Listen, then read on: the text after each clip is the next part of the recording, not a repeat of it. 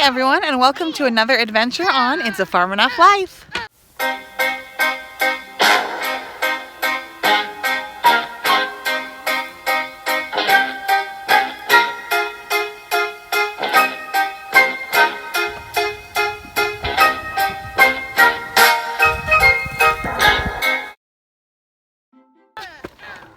So today we're going to be working more on our Hugelkultur mound. So I'm sure a lot of you have heard of no-till, which is a great way of farming because it keeps a lot of nutrients in your ground, right?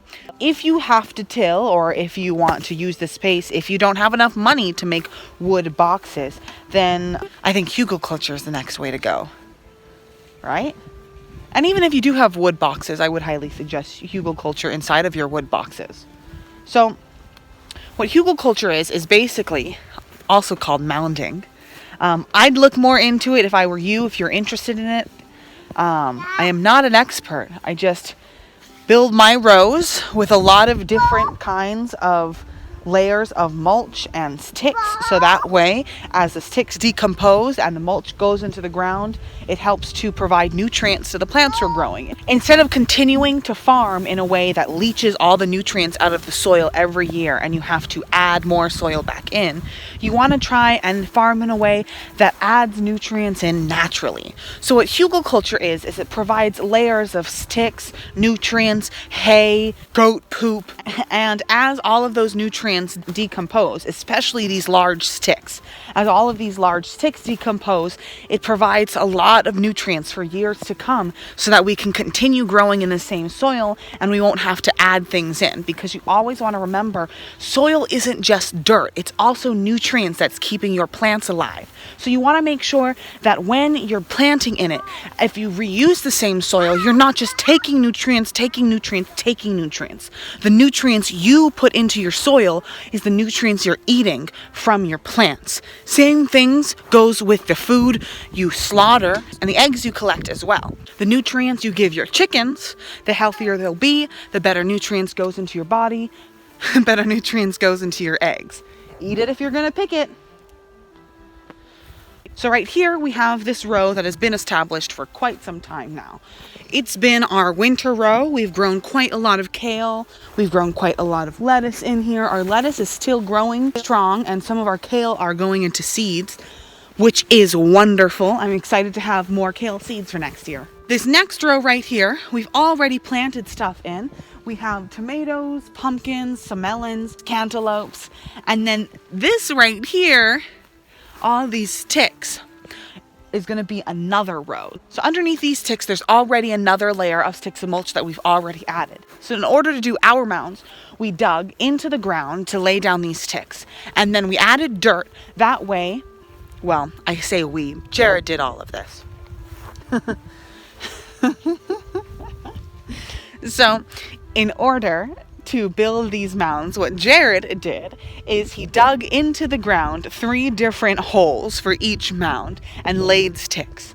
Then he buried those sticks to bring the mound up to ground level. Then he buried another layer of sticks and mulch to bring it up to our mounds that you see right here.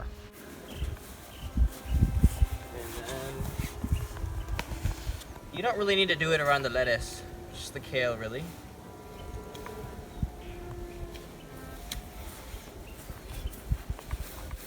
Look, Jack, could you put some over here around these plants, these kales? Yeah. You want to bury your potatoes more? That's alright with me. You have quite an impressive potato mound going on. This is all Jack's potatoes. Did you bury this whole thing yourself? Yeah. Jack planted these potatoes here. He buried them, and every time they pop up, he keeps reburying them. Oh, do you see there's a little bit right here? A little bit of potato. You need to bury that. Earlier today, we were outside with the ducks all the way over there, and he ran over here with some hay so he could bury his potatoes. Oh, you dropped some along the way, Jack. Yeah. Hello, Leo. This is Leo. He's our cat. He's like our barn cat, except he lives in the house. Is that a thing? House cat, I guess. That's pretty great actually to have in the garden. When the dogs are running through the garden, he stops them from running through the mounds. And if he sees any gophers digging up our plants, then he stops the gophers. Oh look, there's one of our bees. Hello, bud. I'm spreading hay mixed with duck poop and goat poop. Mostly because I saw it over there and I thought this looks useful. I'm hoping that it will keep these plants' roots kind of warm and cozy. It'll all decompose and provide nutrients and all that. I think my favorite thing about doing all of these things is to really watch it come together. Right? Like, so we have our food over here that we're growing. There's a little potato that Jack planted. Is this really, did you plant a potato here, Jack? This looks awfully a lot like a potato. Let me look. I'm gonna dig it up. No. Jack Okay, we'll really bury likes it. planting random Bury plants it. in random places. Every once in a while we'll find a pumpkin here, Did you plant a potato here that he takes off of our seedling tray, and we have so many seedlings like we don't notice that they're missing. buried him. And eventually we'll just find the plant planted somewhere. So like over here, you can see there's quite a lot of bees doing their job. And they come from our 2 beehives over there in the bee yard. And then in the mornings, we have the ducks walking through, and that helps provide even more nutrients when they poop on our plant. And they also help because they eat all of the bugs that are eating our plants, like the caterpillars and the slugs. And I think what's really cool is I noticed that they weave their way in and out of each little head of lettuce so perfectly. Even the tomatoes, they were all congregating around one little tomato plant, but they did not at any point step on the tomato plant. Could I try some? No. Oh. Sorry, I thought you had extra. Are you gonna eat all that? No, Daddy. Oh, okay.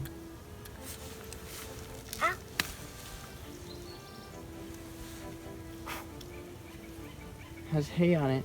Oh, there we go. Hey. There's no hay on this one? No. Okay, I'll eat it. Are you gonna eat yours? Daddy. Oh, you were giving Daddy his. Hey. Here.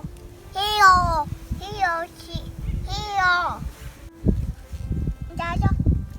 Eat it. You could. Here, if you're done, why don't you go feed it to the chickens? Daddy. We gotta go feed the horse really quick.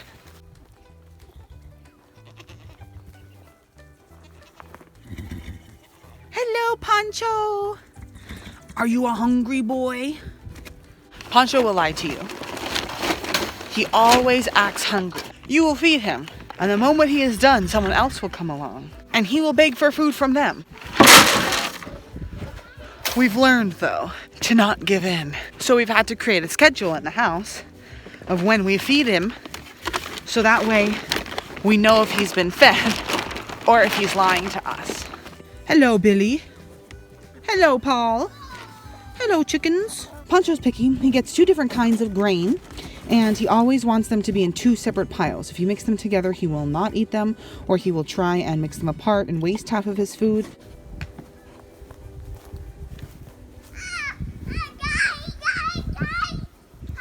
To the sky! Ball to the sky! So we want to turn this part right here into what I call the chicken garden miracle. Go check out Justin Rhodes if you want to know what the chicken garden miracle is. Then we're going to put some more mounds over this way. So that way we eventually have a whole garden right all over here. Then over here behind the blue minivan, you can't see, there's going to be some more beds over there sprinkled around. But that's going to be our main garden food area. So we're going to put cherry trees right here that are coming in soon that are going to line this right here and kind of start the definition of our garden area. And then eventually everywhere we're gonna have signs like this. But we only have one for the bee yard, and I need to cut this in half because that is gonna be a sign for somewhere else. But we have a sign for the bee yard and one for the duck yard. We need some for the goats. We need some for the garden area. Back there is going to be our bunny rabbit hutch. Shout out to Isabel and Bruce for giving us the bunny hutch, or what we're converting into a bunny hutch. Here's our bees.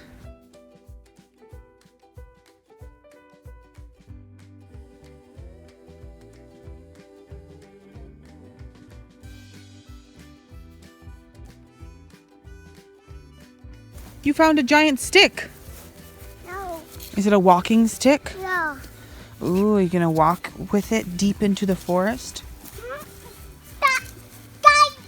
To the sky! This is the front garden. This is a garden bed that was here already before. We have some strawberries, although our strawberries are not doing so well. We brought them here from the place we used to live, and they're looking a lot better than they used to be. So, luckily Jared's best friend is like a strawberry master, so hopefully he'll give us some tips soon once quarantine's over and he can actually come back.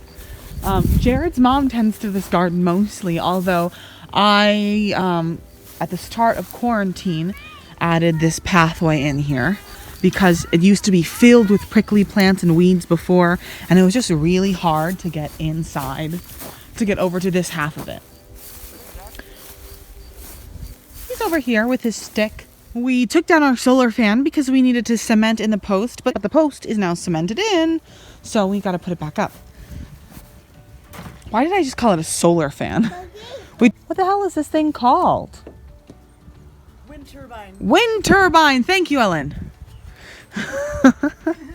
We took down our wind turbine because we needed to cement in the post, and now it's cemented in, so now we have to put it back up. But Chandrika just cut the grass, thank you Chandrika, in here and cleaned off our solar panels. So we should be getting more solar energy coming in. And look at our roses are looking so nice.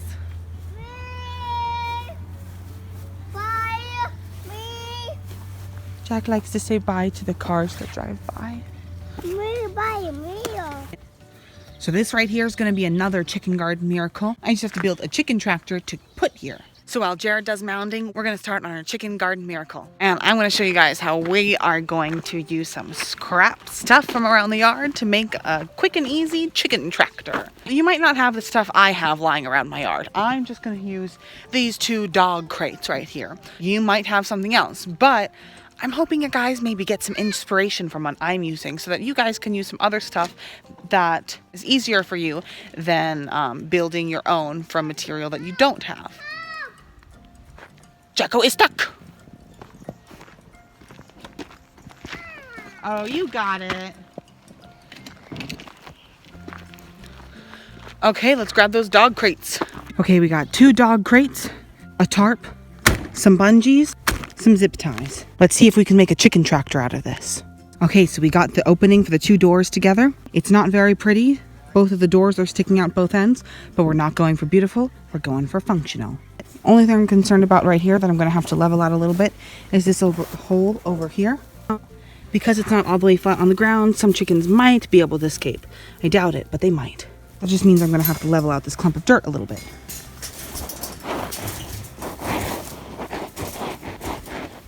Doing the chicken's job for them, but I'm not going to poop on it. Okay, the 2 cages have been secured together with some zip ties. I also went ahead and wrapped it up like a present and then secured it down with some more zip ties. I want to reuse these cages again one day for something that is not chickens, so that's why I'm not doing any permanent work like ripping doors off and wiring these things permanently shut. Now we need nesting boxes and a roosting bar. Cut a hole in the tarp, shove a stick in it. Okay, now they have 2 nesting boxes and a nesting bar. Let's get some food and water in here, and we're ready to put some chickens in. I saw the cat looking in this bucket, and I went to go see what he was looking at, and I found this guy. Oh, he's gonna pop out of there. I found this guy. Do you see that mouse, Jack? Look in Mom's hand. Ah!